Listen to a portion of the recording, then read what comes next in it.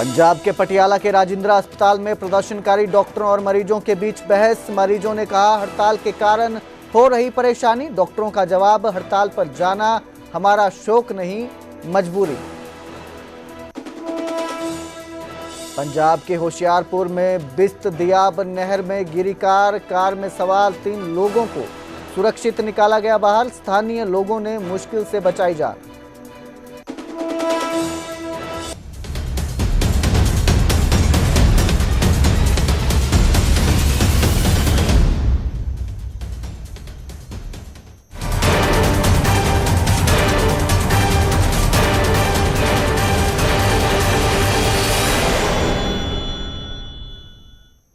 नमस्कार, स्वागत है हरियाणा प्राइम में। मैं कुलदीप भारद्वाज। बुलेटिन की शुरुआत करेंगे मानसून की बारिश से, जो लोगों के लिए कहर बनती दिखाई दे रही है। यमुनानगर में मानसून की बारिश लोगों के लिए मुसीबत बनकर आई है। कई कॉलोनियों में पानी भर गया है। शहर के निचले इलाकों में पानी भर गया है। कई इलाकों में बारिश का पानी लोगों के घरों में घुस गया है, जिससे उन्हें भारी नुकसान हुआ। घर का जरूरी सामान पानी में तैरता दिखाई दे रहा है। सड़कों से लेकर गलियों में पानी ही पानी नजर आ रहा है। शहर के मॉडल टाउन इलाके में सड़क पर 4 से 5 फीट तक पानी जमा हो गया है, जिससे सड़कें तालाब बन गई हैं, झील का रूप ले लिया है। गाड़ियां इसमें तैरती हुई दिखाई दे रही हैं। यहां तक कि सिलेंडर तक इस पानी में बहते नजर आ रहे हैं। शहर की इस हालात के लिए लोग यमुनानगर नगर निगम को जिम्मेदार ठहरा रहे हैं, कि जिसकी वजह से इन हालातों का उन्हें सामना करना पड़ रहा है। गलियों में पानी भर चुका है, सड़कों में पानी भर चुका है। जिस तरफ भी आप नज़र दौड़ाएंगे आपको बस पानी दिखाई दे रहा है। घर का सामान तैर रहा है, गाड़ियां तैर रही हैं। यहाँ तक कि ये पानी लोगों की रसोई तक में घुस गया है और सिलेंडर तक पानी में तैरते दिखाई दे रहे हैं।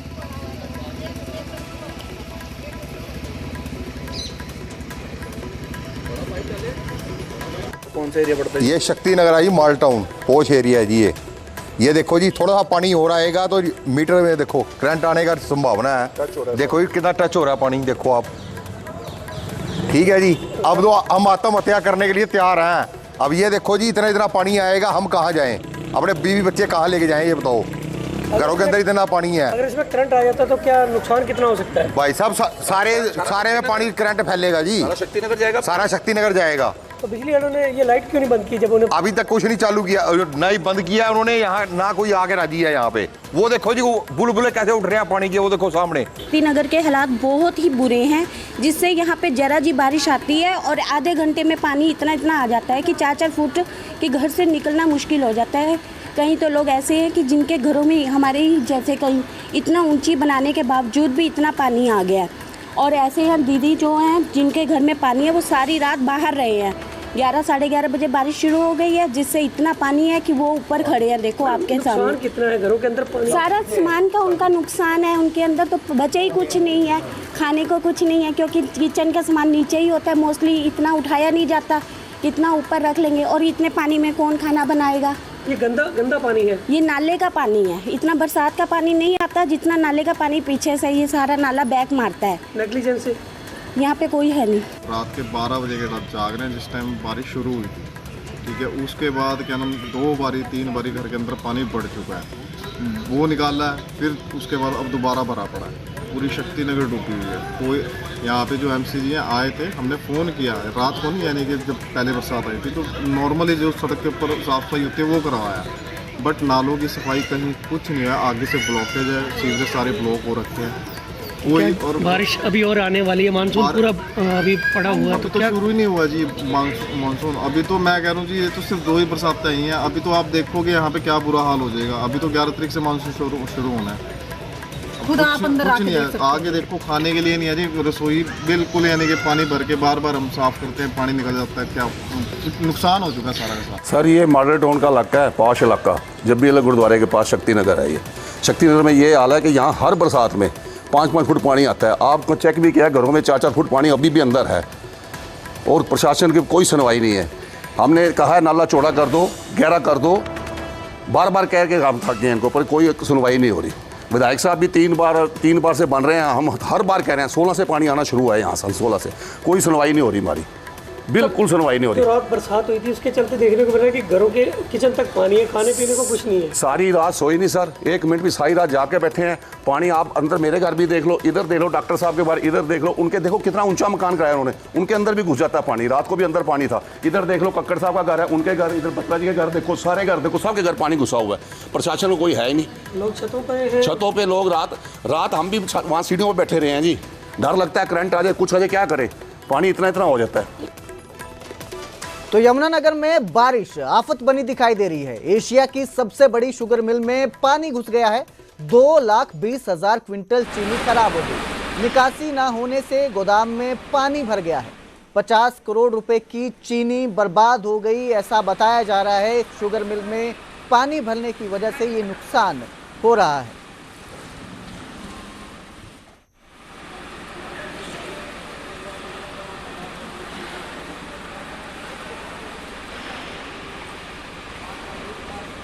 और 3-4 घंटे में ही पानी बहुत ज़्यादा गिर गया, जिसकी वजह से सामने भी फ्लडिंग हुई है और पीछे जो म्युनिसिपल कॉर्पोरेशन का नाला है वो भी फ्लडेड था। जो लोगों ने पीछे बताया है कि 2-3 फीट नाला ऊपर बह रहा था अपने उससे लेवल से, और इधर सामने से भी शटर जो हमारा है, क्योंकि गोडाउन का लेवल ऑलमोस्ट सड़क के लेवल पे है, तो शटर से पानी, शटर के नीचे से पानी सारा अंदर गोदाम के अंदर गया है, जिसमें करीब हमारी चीनी जो है 2,20,000 कुंटल चीनी रखी हुई थी। तो ये अभी एस्टिमेशन का तो अंदाजा बाद में लगेगा, लेकिन हमारा ये अंदाजा है कि करीब करीब इससे 50-60% चीनी जो है, क्योंकि नीचे 1 फीट पानी है गोदाम में, तो उतना तो चीनी नीचे डिप हो चुकी है। और चीनी क्योंकि मॉइस्चर जल्दी पकड़ती है, तो वो मॉइस्चर धीरे धीरे ऊपर भी बढ़ेगा विद द टाइम। तो यमुनानगर के बाद अब आपको दिखाते हैं फतेहाबाद का हाल, जहां रतिया में नगर पालिका कार्यालय बारिश के पानी में डूब गया। वहीं सरकारी स्कूल में भी पानी घुस गया। फतेहाबाद समेत जिले के ज्यादातर इलाकों में बारिश का पानी भरा हुआ है। रतिया में बरसात का पानी सड़कों और कॉलोनियों में जमा हो गया है, जिससे सड़कें झील में बदल गई हैं। मानसून की पहली ही बारिश में शहर का जो हाल है, उसने प्रशासन की तैयारियों के साथ जुड़े सभी दावों की पोल खोलकर रख दी है। आखिर प्रशासन ने समय रहते तैयारी क्यों नहीं की, ये सवाल खड़ा हो रहा है, क्योंकि अब जिस तरह के हालात दिखाई दे रहे हैं, हर जगह पानी दिख रहा है, निकासी का कोई प्रबंध नजर नहीं आ रहा।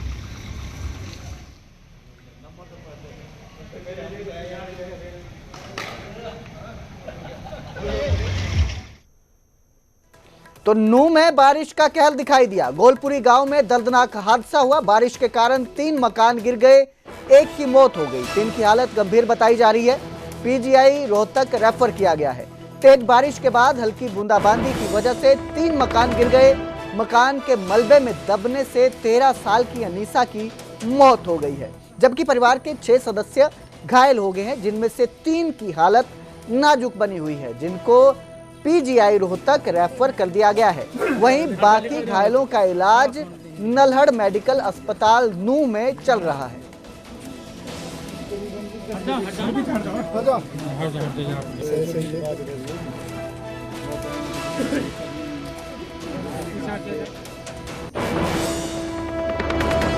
उधर कुरुक्षेत्र के शाहबाद में भारी बारिश से फसलों को नुकसान पहुंचा है। लंडी गांव में किसानों पर दोहरी मार पड़ी है। पहले ओलावृष्टि से फसल को नुकसान पहुंचा था और बारिश से कई एकड़ में लगी फसल तबाह हो गई थी। गांव के लोगों ने प्रशासन से मदद की गुहार लगाई है।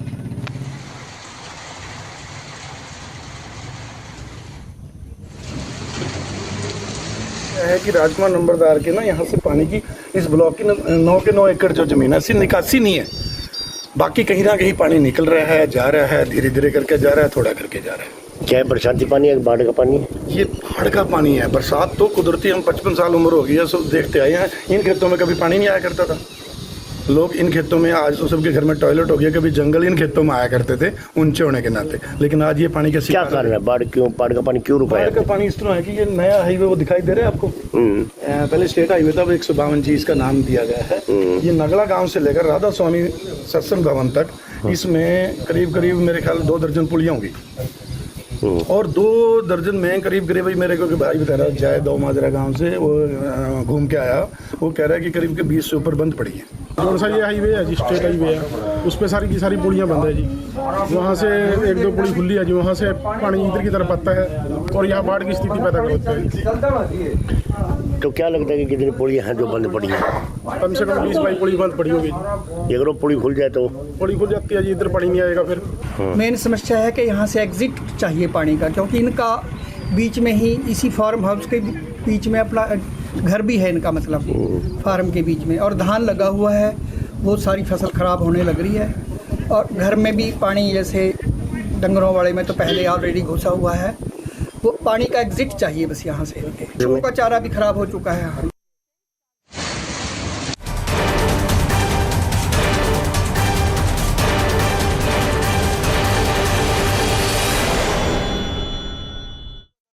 और अब बात पीने के पानी की। गोहाना के गांव खानपुर में ग्रामीणों ने पीने के पानी की समस्या को लेकर सड़क जाम कर दी। लोगों की शिकायत है कि उनके घरों में पिछले 15 दिनों से पानी नहीं आ रहा है। दरअसल गांव में खानपुर यूनिवर्सिटी से पानी आता था, लेकिन कुछ दिनों पहले यूनिवर्सिटी प्रशासन ने बिना सूचना पानी की सप्लाई बंद कर दी, जिससे लोगों की परेशानी और बढ़ गई। लोग पानी के लिए दफ्तरों के चक्कर लगा चुके हैं, लेकिन उनकी कोई सुनाई नहीं हो रही। लोगों के जाम की वजह से पीजीआई के आने जाने वाले लोगों और खानपुर महिला मेडिकल कॉलेज और महिला विश्वविद्यालय में जाने वाले छात्रों को भारी परेशानी का सामना करना पड़ा। लोगों के प्रदर्शन को देखते हुए पुलिस प्रशासन मौके पर पहुंचा और काफी मशक्कत के बाद जाम खुलवाया गया।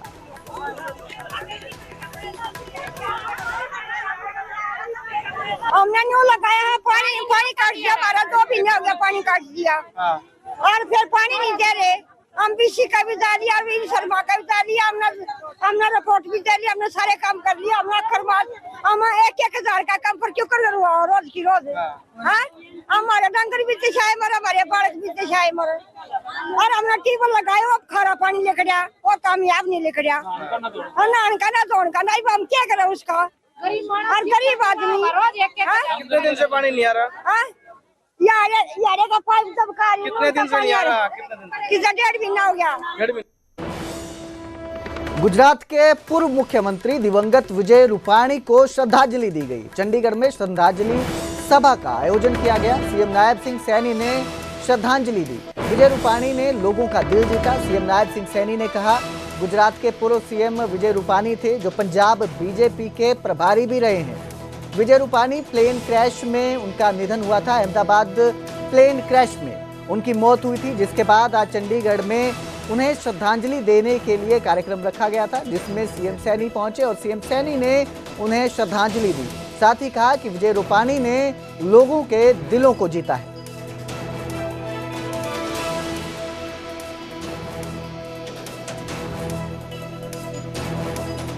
आज हम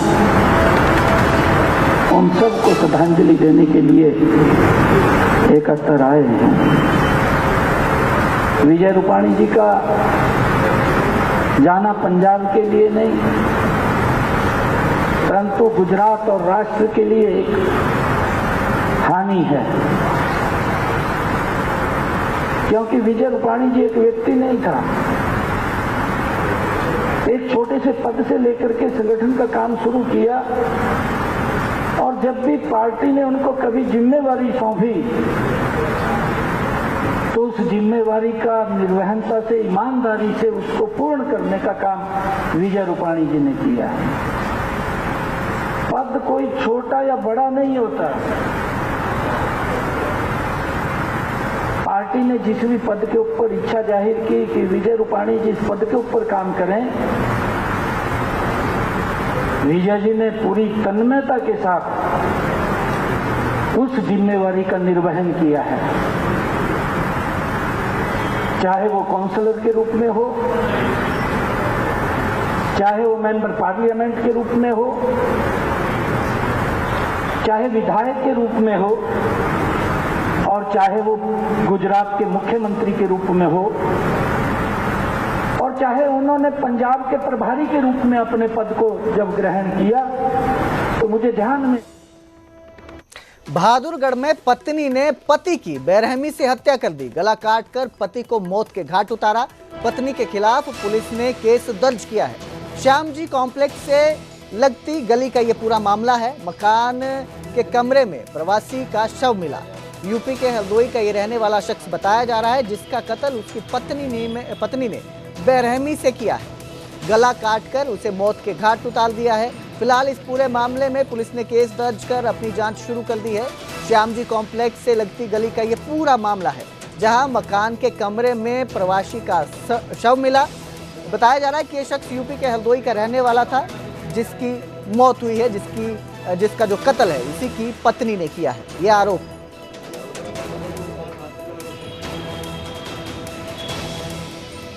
काम करते थे, भाभी के साथ रहते थे, पता नहीं क्या हुआ आपस में। वहाँ हम जब पहुँचे तो उनका गला कटा था, सिर भी फटा हुआ था। उसके बाद जाने के बाद जब मैंने केस किया, जब पुलिस आई, उसके बाद छानबीन हुई। तो भाभी आपकी वहीं थी? भाभी भी थी वहीं। उनने पहले कोई केस नहीं करा, जब हम आए जब उनने जाके करा। तो उन्होंने ही मारा है? हाँ, उन्होंने मारा है और कौन मारेगा। और अब बात करेंगे करनाल के नाबालिग की किडनैपिंग मामले की, जिसमें पुलिस ने 6 आरोपियों को गिरफ्तार किया है। आरोपियों से पुलिस पूछताछ कर रही है। तरावड़ी में नाबालिग की ये किडनैपिंग हुई थी। सब्जी खरीदते समय नाबालिग का अपहरण किया गया था। फॉर्च्यूनर सवार युवकों ने उसे किडनैप किया था। पैसों की लेन देन से जुड़ा ये सारा विवाद बताया जा रहा है, जिसको लेकर नाबालिग से मारपीट भी हुई थी।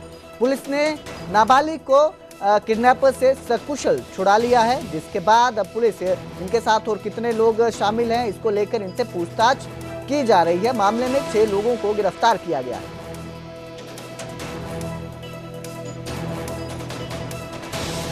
लड़का है रविकांत, उसकी किडनैपिंग कर ली गई। जिस सूचना पर हम मौके पे पहुंचे थे और मौके पे जो चश्मदीद गवाह थे, उन्होंने हमें गाड़ी का एक नंबर प्रोवाइड किया था और एक जो किडनैप किया था लड़का, उसका मोबाइल नंबर प्रोवाइड किया था। तो उसके बेस पे हमने शहर में नाकाबंदी करवाई, कंट्रोल के थ्रू गिट्टी करवाई और जो जलमाना चौकी है वहाँ पे नाके पे ये लोग पकड़े गए। वहीं सोनीपत फायरिंग और लूट मामले में 2 लोगों को गिरफ्तार किया गया है। शनिवार की रात 2 जगहों पर फायरिंग और लूट की वारदात हुई थी। कांडा गांव में राहुल नामक शख्स पर फायरिंग की गई थी। वहीं गांव खेड़ी दहिया में शराब के ठेके पर फायरिंग हुई थी। मारपीट के बाद सेल्समैन से लूटपाट की गई थी। बदमाशों ने ठेके पर फायरिंग करके रंगदारी की मांग की थी। वारदातों को अंजाम देने वाले 2 आरोपी गिरफ्तार किए गए हैं। बदमाश अशोक उर्फ गोलू पर 12 से ज्यादा मामले दर्ज हैं। अशोक उर्फ गोलू पर हत्या का प्रयास, लूट और रंगदारी जैसे कई मामले दर्ज हैं। वहीं पुलिस से चारों तरफ से घिरा हुआ देखकर बदमाश बाइक से गिरा और घायल हुआ है, जिसे अब इलाज के लिए अस्पताल में भर्ती करवाया गया है। ये थाना सदर सोनीपत क्षेत्र में शराब ठेका है, जहां से सूचना मिली थी कि वहां भी फायर किया गया है और पैसे की मांग की गई है, जिसमें आरोपी अशोक उर्फ गोलू ये मुख्य आरोपी है। इसको आज अरेस्ट कर लिया है पुलिस ने। पैर में चोट भी लगी है? हाँ, ये बाइक चला रहा था, इन्हें पुलिस से गिरा देखा तो ये बाइक से गिर गया। इसके पैर में चोट लगी हुई है, इसका इलाज कराया जा रहा है हॉस्पिटल में। सोनीपत में डाक पार्सल के नाम पर शराब की सप्लाई का एक मामला सामने आया। डाक पार्सल पर लिखी गाड़ियों में शराब की सप्लाई हो रही थी। पुलिस ने शराब से लदी 2 गाड़ियां जब्त की है। दोनों गाड़ियों के ड्राइवर मौके से फरार हैं। सदर थाना पुलिस इस पूरे मामले की जांच कर रही है। जब्त शराब की कीमत करीब 15 लाख रुपए बताई जा रही है। मामला सोनीपत के गांव किलोहड़ का है, जहां डाक पार्सल लिखी हुई 2 महिंद्रा गाड़ियों को जब्त किया गया है। गाड़ियों से चंडीगढ़ लेवल की शराब बरामद की गई है, जिसकी कीमत करीब 15 लाख रुपए बताई जा रही है। शराब तस्करी के रोज नए तकनीकें अपना रहे हैं, लेकिन पुलिस इनकी कोशिशों पर पानी फेर देती है। और इस बार भी ऐसा ही हुआ। डाक पार्सल के नाम पर जो ये किया जा रहा था, तरीका इस्तेमाल किया जा रहा था शराब तस्करी का, उसका भंडाफोड़ हुआ है। पुलिस ने 2 गाड़ियों को जब्त किया है। सूचना मिली थी भाई किलोड़ गांव के हनुमान मंदिर के पास एक गाड़ी से दूसरी गाड़ी में शराब लोड की जा रही है। जिस सूचना पर पुलिस टीम मौके पर पहुंची तो वहां ड्राइवर नहीं मिला किसी भी गाड़ी का और दोनों गाड़ियों को जब्त कर लिया है। शराब थी, चंडीगढ़ मार्का थी, काफ़ी मात्रा में शराब थी, अंग्रेजी शराब भी थी, देसी शराब भी थी, बियर की पेटियाँ थी, वो जब्त कर ली गई है। भारी मात्रा में शराब थी? हाँ, काफ़ी मात्रा में शराब थी। दिल्ली से सटा गेटवे ऑफ हरियाणा के नाम से मशहूर बहादुरगढ़ के लोग इंडस्ट्रियल वेस्ट से परेशान हैं।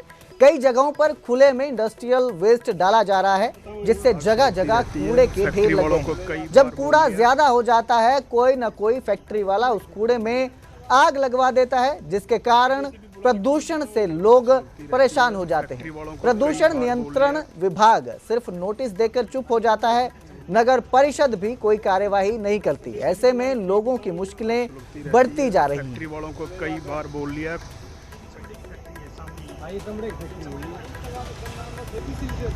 जैसी भी बुला रखी बताओ, आग सुलगती रहती है। फैक्ट्री वालों को कई बार बोल लिया, बंद करा चुका हूँ इस आग को। यहाँ पूरी फैक्ट्रियों का सारा मलबा यहाँ डलता है और जितनी भी रैक्सीन की और चमड़े की फैक्ट्रियाँ आसपास में हैं। कई बार मैंने पॉल्यूशन विभाग को भी बोल दिया कि इनको नोटिस दो, इनको सील करो, क्योंकि जब ये धुआं उठता है तो पूरा वार्ड धुएं में हो जाता है। और कल तो इतना बुरा हाल है 2 दिन से तो कि कोई भी बच्चा बुजुर्ग कोई भी नहीं सो रहा। 2 दिन से इतना बुरा हाल है। कल रात को भी सारा दिन धुआं हो रहा था सारे वार्ड में, लेकिन यहाँ पे सुनवाई कोई करता नहीं है। मैंने कमेटी को भी बोल दिया, कई बार कमेटी में मैं लिखित में दे रखा है, कमेटी को भी, पॉल्यूशन विभाग को लिखित में दे रखा है, लेकिन कोई सुनवाई नहीं हो रही। बार बार तीसरे दिन फिर आग लग जाती है। वेस्टेज है, फैक्ट्री का वेस्टेज है, यहाँ रख देते हैं इसको और बार बार आग लग जाती है। फायर ब्रिगेड को सूचना देते हैं, फायर ब्रिगेड मौके पर पहुंचकर आग को बुझाती है। कल रात को भी लगी थी, कल शाम को भी लगी थी, आज सुबह भी लगी है, आज भी फिर भी आग बुझाई दोबारा। आज अब कंट्रोल कर दी है, पूरी तरह से आग बुझा दी है। ये फैक्ट्रियों का वेस्टेज के कारण ये रखा वो